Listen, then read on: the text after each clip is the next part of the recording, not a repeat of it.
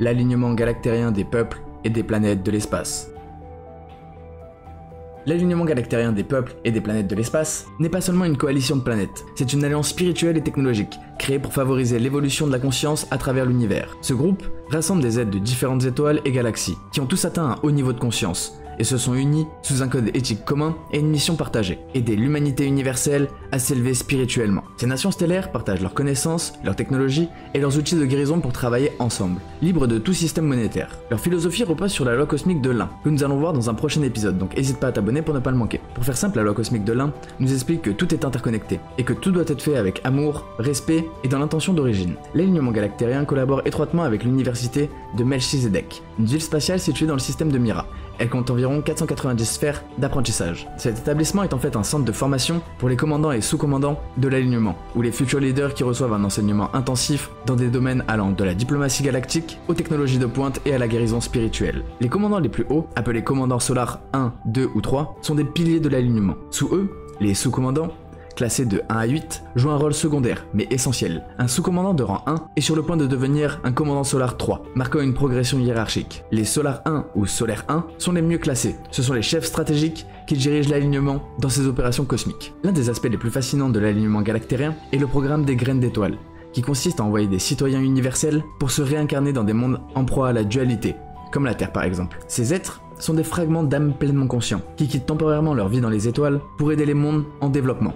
Le protocole de l'alignement facilite le processus de réincarnation. À mesure que l'âme incarnée élève sa conscience, de plus grandes proportions de son âme originelle peuvent se réunir avec elle sur Terre. Ce processus n'aide pas seulement l'individu à s'élever spirituellement, mais il aide également la conscience collective de ceux qui l'entourent. Génération après génération, les graines d'étoiles contribuent à élever le niveau vibratoire de la planète en donnant naissance à des enfants encore plus connectés spirituellement. Aujourd'hui, certains de ces enfants dessinent des cartes d'étoiles, mais ils seraient capables de parler plusieurs langues stellaires et démontrent toujours une conscience avancée. Le but de ces graines d'étoiles est de fusionner leur dualité et de devenir pleinement conscients, permettant ainsi au reste de la planète de suivre cette transformation. Ce programme est l'un des nombreux efforts mis en place par l'alignement galactérien pour faciliter l'éveil de l'humanité et des autres mondes.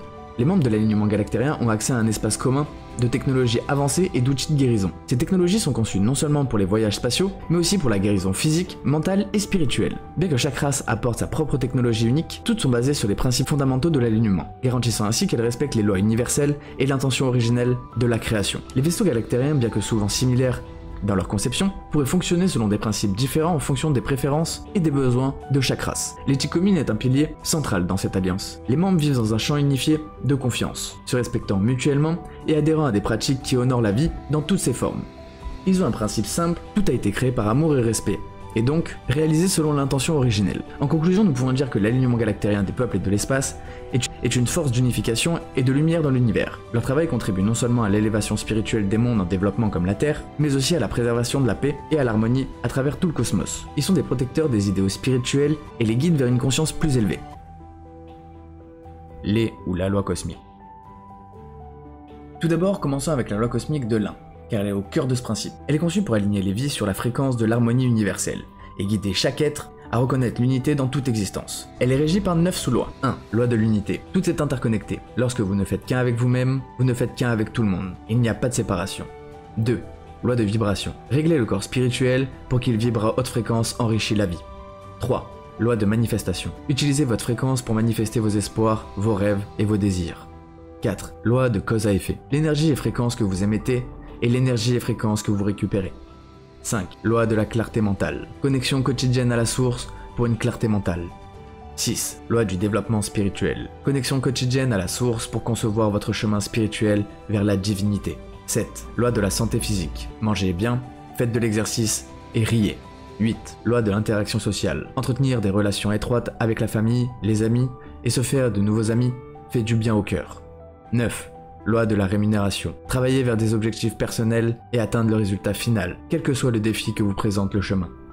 Passons maintenant à la loi cosmique nommée la loi cosmique contraire de l'un. La loi cosmique contraire de l'un est destinée aux anges déchus et aux races ou individus qui désobéissent aux lois naturelles, se détournant de leur divinité pour embrasser des pratiques égoïstes et destructrices. Ces lois imposent des règles strictes pour ceux qui choisissent de servir les ténèbres et de s'éloigner de l'harmonie universelle. Les transgressions de ces lois peuvent mener à un processus cosmique où les condamnés sont incarcérés sur l'une des 7 planètes prison de la galaxie Fantôme du système Satania, et ce en fonction de la gravité de leurs crimes. Pour les infractions graves sans remords, les âmes peuvent être condamnées à une existence carcérale permanente ou même à la mort de l'âme. Certaines des lois sont les suivantes. 1. Tu ne tueras pas, car vous tuez une partie de vous-même, car chaque être porte le plan de l'atome primordial. 2. Tu ne devras pas asservir, emprisonner, kidnapper ou prendre qui que ce soit en otage. 3. Vous ne devez pas blesser ou torturer mentalement ou physiquement autrui. 4. Tu ne violeras pas sexuellement autrui. 5. Tu n'attaqueras pas physiquement un autre. 6. Tu n'envahiras pas les pensées privées d'autrui. 7. Tu n'entraveras pas le libre arbitre d'autrui et son droit de choisir. 8. Vous ne devez pas créer de forme de vie à partir de votre matériel génétique de votre propre race ou celui d'une autre race, à moins d'être sélectionné par le corps angélique ou l'angélique corps. 9. Tu n'enlèveras pas de citoyens cosmiques contre leur volonté pour effectuer des tests médicaux ou extraire du matériel génétique. 10. Vous ne devez pas modifier la chimie biologique d'autrui sans son consentement. 11. Vous ne devez pas supprimer ou verrouiller les chakras d'ascension d'autrui. 12. Vous ne devez pas interférer dans l'évolution d'un individu ou d'une race, ni entraver leur droit à l'ascension. Passons maintenant aux lois sombres undermoniques ou sous-moniques. Les lois sombres représentent en fait l'antithèse de la loi cosmique de l'un. Ce sont des lois qui servent l'égoïsme et l'exploitation des autres races pour acquérir du pouvoir, de la technologie ou encore de la richesse matérielle. Ces lois sont fondées sur la tromperie, la division et la corruption de l'harmonie divine. Elles encouragent des actions telles que diviser pour régner, semer la discorde et affaiblir les jeunes civilisations. Créer des races hybrides agressives à des fins de guerre et de domination. Siphonner l'énergie vitale des autres races pour se renforcer au détriment de l'harmonie universelle.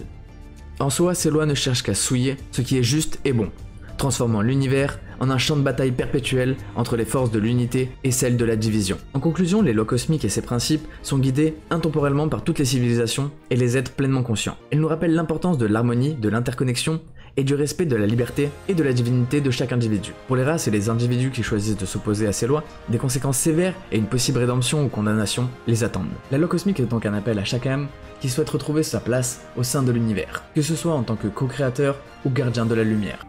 Terminologie d'un autre monde.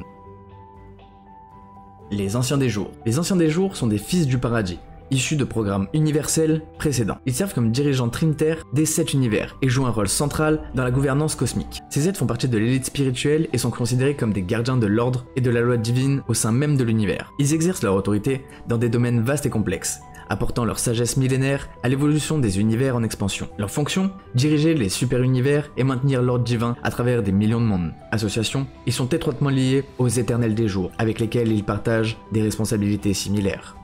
Pères de la constellation. Les pères de la constellation sont des dieux créateurs qui supervisent la juridiction de leurs constellations respectives. Chaque constellation est organisée de systèmes stellaires et de planètes, sous la protection et la direction de ces entités divines. Ils veillent au bon fonctionnement et à l'évolution des mondes, agissant comme des guides spirituels et des architectes cosmiques. Leur rôle est de gérer les constellations et superviser le développement spirituel et matériel des mondes sous leur juridiction. Les êtres dualistes. Un être dualiste est une personne qui vit avec deux concepts opposés en constante bataille, un peu comme le bien contre le mal ou encore le service de soi contre le service de l'humanité. Cette dualité est une partie essentielle de l'expérience de l'âme, permettant à l'individu d'apprendre, de croître et d'évoluer spirituellement. Lorsque cette nature dualiste est fusionnée et maîtrisée, on dit que l'être devient donc pleinement conscient, utilisant 100% de ses capacités cérébrales et obtenant une connexion consciente à la source. Leur objectif est d'évoluer spirituellement en fusionnant tous les aspects de la lumière et de l'obscurité pour vivre en harmonie avec l'univers. Le processus est simple, atteindre la maîtrise émotionnelle et l'unification du cœur et de l'esprit. Les éternels des jours. Ces fils du paradis sont également égaux aux anciens des jours. En revanche, seuls les éternels supervisent 1 milliard de mondes de Avona, le centre de toute la création, la perfection sublime du paradis. La divinité a créé exactement 1 milliard d'éternels, un pour superviser chaque monde de Avona. Pour mieux comprendre, n'oubliez pas de voir les termes anciens jours, Avona et les fils du paradis. Être pleinement conscient. Ce terme est utilisé lorsqu'une âme a fusionné avec sa nature dualiste, fusionnant lumière et obscurité pour travailler en harmonie pour l'ensemble de l'universel plutôt que pour elle-même. C'est l'unification du cœur et de l'esprit, la maîtrise des émotions, le passage d'un système de 7 chakras de base à 12 qui permet d'atteindre la pleine puissance divine. Les centres de commandement galactiques. Ces installations souterraines sur Terre sont construites et utilisées par l'alignement galactérien, un alignement que nous avons vu dans une précédente vidéo, donc n'hésite pas à aller la consulter. Depuis ces avant-postes, ils surveillent le monde, y compris ses dirigeants et ses citoyens agressifs, qu'ils soient ici ou ailleurs. D'autres centres de commandement se trouvent à bord de vaisseaux mers, de vaisseaux spatiaux et des vaisseaux de flotte. Avona. Avona est en fait le paradis éternel, composé d'1 milliard de mondes. L'apport visuel en fait dépasse tout simplement tout ce qu'on pourrait voir sur un monde comme la Terre. Le langage de l'essence de lumière ou langage de la lumière. c'est une méthodologie avancée de communication par l'unité. Cette fréquence est une communication sacrée entre des êtres illuminés. Ils peuvent également inclure des dessins géométriques et des codes sacrés. En gros, c'est un langage énergétique du cœur, mais pas de l'esprit. La lumière vivante, c'est une lumière imprégnée de conscience créatrice et de force vitale. Les véhicules Merkaba ou véhicules étoilés Merkaba, c'est un tétraèdre tridimensionnel, un véhicule léger qui est piloté par la volonté du programmateur et est propulsé par ses pensées. Les commandements multi-royaumes. Ces vaisseaux galactériens spécialisés sont capables d'exister physiquement dans toutes les dimensions en même temps. L'équipage de chaque dimension appartient à ce royaume, bien que les membres soient capables de démonter et remonter leur corps dans n'importe quelle dimension sur le navire, et ainsi interagir avec d'autres membres d'équipage dans cette embarcation. Les échanges quotidiens d'informations universelles entre les commandements multi-royaumes sont vitaux pour maintenir un bon équilibre entre les dimensions. En fait, tout ce qui se passe dans une dimension affecte subtilement les autres couches et les autres dimensions. L'Empire d'Orion. Propriété des reptiliens draconiens malveillants, les draconiens sont des manipulateurs très intelligents et des maîtres de la loi cosmique. Leur plan est de posséder chaque planète de l'univers, non pas dans le sens habituel de saisie et de contrôle, mais de prendre chacune d'entre elles depuis l'intérieur et de la gouverner en secret pour ses ressources. Pour ceux que ça intéresse, sachez que nous allons voir les draconiens dans des vidéos spécialisées. Il y a plusieurs types de reptiliens, donc n'hésitez pas à vous abonner pour ne pas manquer chaque vidéo. La grande âme. En gros, c'est l'âme dans sa formation la plus parfaite qui est unifiée à la création. Une fois qu'une âme supérieure a glané beaucoup d'expériences d'incarnation et se trouve dans un état avancé, elle se divise en 7 petites incarnations simultanées. Ces durées de vie peuvent s'étendre dans tout l'univers sur diverses planètes. Ils sont considérés comme des finalitaires mortels. Certaines âmes extrêmement avancées ont reçu la capacité de vivre une vie entière dans chacun de ces 7 univers, et ils sont alors considérés comme des finalitaires éternels. Les fils du paradis. Dieu le Père, ou notre Père du paradis, se crée lui-même sous de nombreuses formes. Ses fils dirigent son réseau spirituel à travers les 7 super-univers. Et donc, le Père est dans le Fils est dans le Père. Chaque fils est unique et possède une personnalité distincte. Les fils du paradis du programme universel précédent sont connus sous le nom d'Anciens des Jours, terme que nous avons vu précédemment. Les 7 super-univers. Au sein de chaque super-univers, il existerait 700 000 univers locaux. Le premier super-univers s'appelle le Flownington, le second super-univers, Nogdington, le troisième super-univers, Blendington, le quatrième super-univers, Sun Newton, le cinquième super-univers, Shriton, le sixième super-univers, Eventaton, et le septième super-univers, Orvonton. Le numéro d'enregistrement de la Terre dans ces super-univers serait le 5, 342, 482, 337, 666. La conscience solaire. En fait, c'est une conscience dimensionnelle supérieure. Ce serait la sagesse, la connaissance et la compréhension de la lumière vivante et de ces codes d'illumination qui créent les multivers, les clés de la vie et de l'existence. Les âmes mortes. Ce sont en fait les prisonniers universels condamnés à perpétuité et sans remords qui reçoivent un jugement final lors d'un procès supervisé par l'un des anciens jours. Pour eux, il n'y a aucun espoir que l'âme change un jour. Ils sont donc condamnés à la mort de l'âme, ou à la résorption dans le cœur et l'âme de la création. Cela met donc fin à jamais à la lignée de cette âme. Coutume de vecteur d'âme. C'est un corps génétiquement modifié, marié à l'ADN de Lot et à la conscience horodatée. Ce corps est temporairement utilisé lors de visites dans d'autres mondes, soit parce que leur corps actuel ne permet pas de supporter de parcourir une longue distance universelle, soit à cause de problèmes de durabilité d'environnement. Le corps ressemble à une personne réelle. Seule la peau est d'un blanc laiteux fluorescent. Les terrestres non humains, lorsqu'ils visitent un monde humain, dans le cadre d'un échange culturel par exemple, peuvent habiter une combinaison d'âmes vectorielles humaines, et vice versa. Ou dans le cas des digital immortels, que nous verrons dans un épisode à part entier, donc n'hésite pas à t'abonner pour ne pas le manquer, leur body vecteur d'âme est conçu comme être permanent. Les technologies spirituelles. C'est simple, ce sont les technologies biologiques créées pour fonctionner en harmonie avec les lois cosmiques. Ciel synchrotron, un ciel d'apparence infinie qui synchronise le jour et la nuit, et qui régule également la température. Cette technologie est notamment utilisée en extérieur sur différents étages à bord des vaisseaux et dans des civilisations qui vivent à l'intérieur de notre monde. Les entonnoirs spatio-temporels. Un entonnoir spatio-temporel est composé d'une substance liquide et légère créée avec la technologie d'alignement. C'est un peu similaire à un trou de verre, sauf qu'ils sont beaucoup plus courts et ils sont utilisés pour lancer des vaisseaux dans et hors du continuum de l'espace intérieur.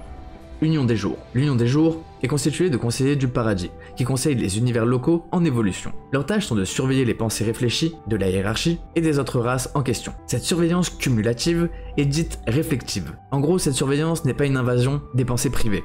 Il s'agit plutôt d'une intention selon laquelle le fonctionnement universel ou la race en question a besoin d'être guidé spirituellement, loin des pensées dégénératives qui pourraient conduire à la naissance de l'ego. Et pour finir, les spectres iode. En gros, ça représente les 12 brins d'ADN ou système de chakras de l'être nouvellement pleine conscient, qui sont alors activés et connectés désormais à l'individu aux dimensions avancées et à ses frères universels, notamment pour une édification ultérieure sur les cours cosmiques de la vie. Son corps physique est désormais capable de se reconstruire cellule par cellule avec la lumière vivante, pour se transformer en corps divin. Son dessein divin ou intention divine est également activé. Les vaisseaux de flotte, véhicules Merkaba, vaisseaux mers, artisanat à plasma, vaisseaux éclaireurs, vaisseaux spatiaux et vaisseaux de pensée. Tout d'abord, commençons par ce qu'on appelle les vaisseaux de flotte. Les vaisseaux de la flotte, ou vaisseaux de flotte, sont des engins polyvalents qui remplissent de nombreuses fonctions, notamment le voyage entre les planètes et les systèmes interstellaires, les sauts à travers le temps, et les déplacements instantanés via des sauts de pensée. La plupart d'entre eux naviguent en suivant des faisceaux de navigation cartographiés, un peu comme des monorails cosmiques qui leur guident de leur point d'origine à leur destination. Les vaisseaux de flotte sont généralement équipés de champs de force ultra avancés et d'armes de déflexion. Cela leur permet de se protéger et de dissuader toute menace potentielle. La capacité d'un équipage à bord de ces vaisseaux varie généralement entre 100 et 300 personnes, selon la mission et la taille de l'engin bien évidemment. La plupart des modèles sont en forme de soucoupe, comme nous le voyons généralement dans notre ciel. Mais on trouve aussi des designs en forme de boomerang, d'œuf, de dôme aplati ou encore de triangle. Néanmoins, il existerait des variations spécifiques à certaines races. Grâce à une technologie unique de contraction et d'expansion, l'intérieur du vaisseau peut paraître infiniment plus spacieux qu'il n'est en réalité. Tous les vaisseaux de flotte seraient capables de se cacher dans une dimension de poche, se rendant indétectables aux yeux des autres, ou même d'observer directement d'autres dimensions grâce à des écrans de surveillance en temps réel. La plupart des vaisseaux seraient connectés à la bibliothèque vivante d'Akasha, ce qui leur permet notamment d'accéder à toute l'histoire et aux connaissances de l'univers, leur offrant une ressource inestimable pour toute leur mission. Passons maintenant aux vaisseaux mères, également appelés les géants de l'espace. Les vaisseaux mères sont des titans de la flotte galactique, capables d'abriter jusqu'à 7 millions de personnes. Ces vaisseaux colossaux ressemblent à d'immenses sphères, à des ovales géants ou carrément des pays voyageant à travers l'espace. À l'intérieur, il peut contenir toute une civilisation et tout ce qu'elle pourrait souhaiter. Les laboratoires scientifiques, les centres de commandement, stations de technologie spirituelle, environnements créatifs et bien plus encore. Ces vaisseaux sont dotés de champs de force et d'armes de défense, qui sont hautement sophistiqués. Ils possèdent également des dernières avancées en matière de technologie spirituelle. Ils naviguent sur des faisceaux de navigation, les transportant à travers le continuum de l'espace intérieur comme des trains monorails cosmiques. Les vaisseaux mères sont également capables de se cacher dans une poche de dimension, assurant leur discrétion totale. Lorsqu'un visiteur d'un autre monde monte à bord, le vaisseau analyse automatiquement ses besoins et adapte l'environnement en conséquence.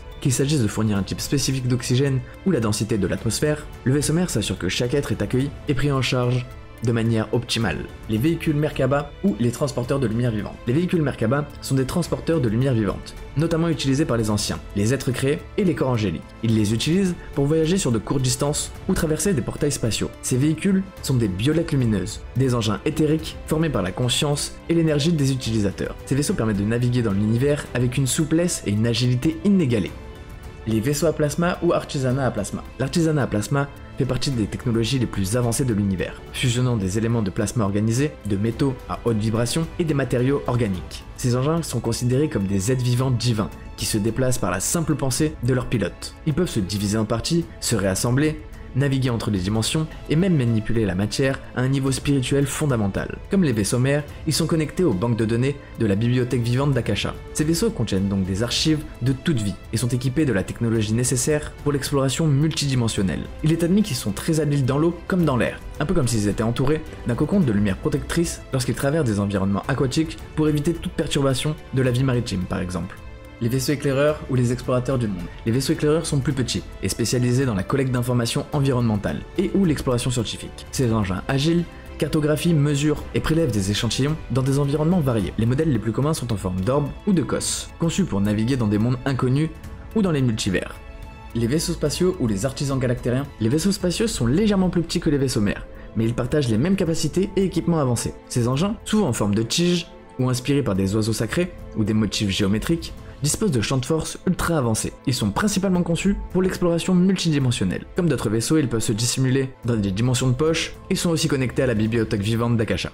Les vaisseaux de pensée ou les extensions vivantes des commandants. Les vaisseaux de pensée sont des vaisseaux spécialisés qui fonctionnent avec leur commandant. L'ADN de leur commandant est en fait intégré dans les composants organiques et biologiques du vaisseau, créant ainsi une symbiose parfaite. Ces vaisseaux peuvent traverser les 7 super-univers par la pensée, ajustant la résonance à la signature vibratoire de leur destination pour une téléportation instantanée. Ces vaisseaux sont donc une extension directe du commandant, et ils sont notamment conçus pour se désintégrer s'il est capturé, assurant que leur technologie ne tombe jamais entre de mauvaises mains. Les vaisseaux de pensée sont capables de manœuvrer dans les airs, dans l'eau, mais aussi à travers des dimensions variées, opérant comme une conscience vivante et intuitive. En conclusion, les vaisseaux de flotte ou les vaisseaux de la flotte représentent l'apogée de la technologie et de l'intention spirituelle des alliances galactiques. Leur conception et leur capacité dépassent de loin notre compréhension terrestre, mais ils demeurent des gardiens silencieux de l'exploration universelle, œuvrant généralement pour le bien commun et l'élévation spirituelle à travers le cosmos. Les vaisseaux de flotte dans l'univers sont essentiels, non seulement pour la défense et l'exploration, mais aussi pour la préservation des connaissances et l'assistance à toute vie. Cette exploration des vaisseaux et de leurs capacités nous offre donc une perspective inédite sur le fonctionnement des races extraterrestres et les outils qu'elles utilisent pour mener à bien leur mission cosmique. Et voilà, c'est tout pour cette vidéo, j'espère que ça vous aura plu, n'hésitez pas à me le dire dans les commentaires ainsi que toutes vos théories,